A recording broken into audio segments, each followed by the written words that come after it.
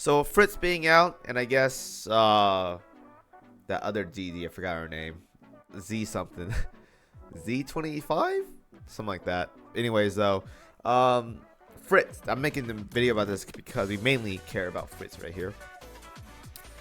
How is she going to fit into the current style of carriers or even battleship setups in the game? So go ahead and talk about that right now. So as of, if you guys don't already know, there has been like a 50-50 split among carriers and aviation battleship for Fritz. I'm gonna tell you guys this right now. It's on the Twitter or whatever. This ship is, if I can find it, should be carrier. A aircraft carrier is what it says on the Twitter. So I'm going with the Twitter. If you guys want to blame me, blame the Twitter as well too. It says aircraft carrier. So not aviation battleship. It is an aircraft carrier. So I was right the first time. And then people in my chat were like telling me, aviation battleship, Kimo, what are you talking about? It's the aircraft carrier. All right. That being said, let's go ahead and talk about the interesting ways she's going to replace the current team or whatever in the game. So if you guys don't already know, we have a very, I guess, tight build for aircraft carriers. The current where is it, Sacker Empire Ultra, the current meta, well, we'll say meta, the current best ships to use right now for bossing heavy armor is the furry group. You're not gonna bench this at all whatsoever, not at all. You can probably kick out Haku Ryu for Implacable, but you're pretty much still running furries in the back line, right? That's not gonna replace. Hell, even I think they are strong on medium armor too, mainly because of Amagi's buff for torpedo bombers. It's just too powerful. I'm pretty sure someone out there can do the math, but even on medium armor, I'm pretty sure the furry ships would take over. It's just that powerful. You can pretty much run this for any armor piercing content that you run for battleships for these guys. It's just so good. Now for light armor though, I'm not even going to bother contesting this one with furries. It is going to be a USS ship. So the premier USS setup is going to be something like this. You're looking at Kearsarge, you're looking at Yorktown 2, which is getting a rerun soon, and you're looking at Implacable. So this setup is what you would use on light and maybe some medium armor content as well too. It is very powerful.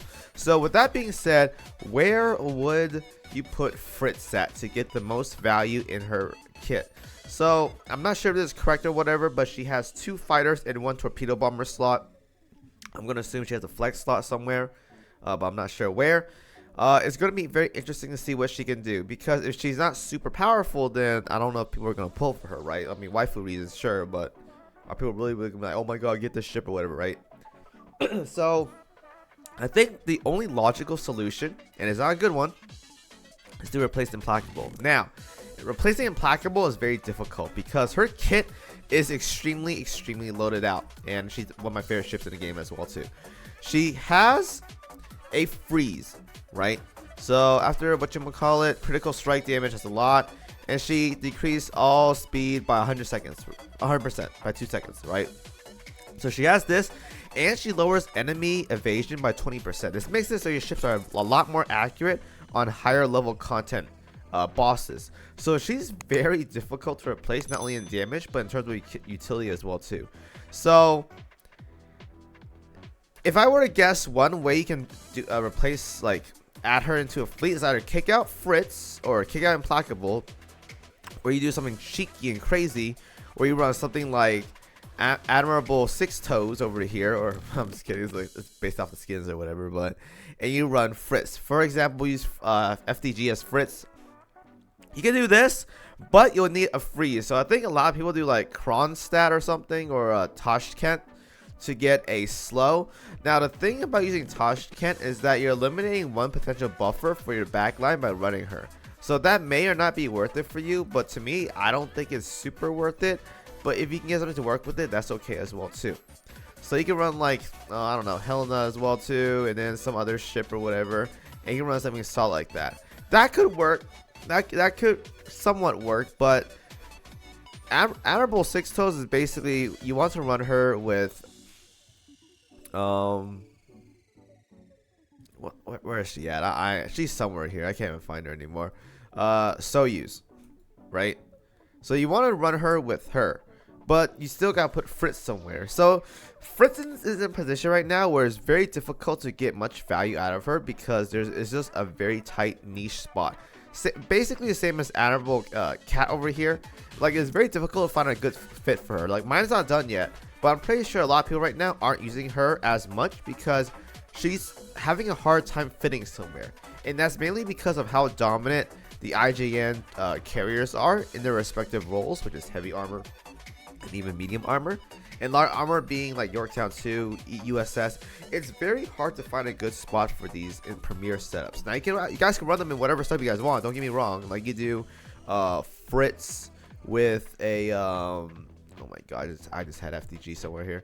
You could do like Fritz and like August von Parseval, and then like a flex slot like either Bismarck 1 for buffs, or even Peter Strasser or Graf Zeppelin. Like, you could do setups like that. Now, are they gonna be super powerful? Probably not. Are they gonna be good though? Yeah. But are they gonna be super good? Probably not.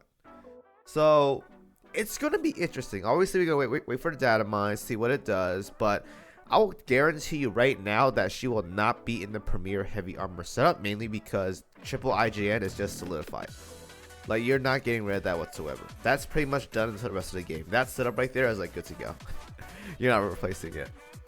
So she has to contest light armor and medium armor, and it helps because if the people that are telling me this is correct, she has 2 fighter slots, which means automatically she's not good for heavy armor, but she could be good at light or medium armor content.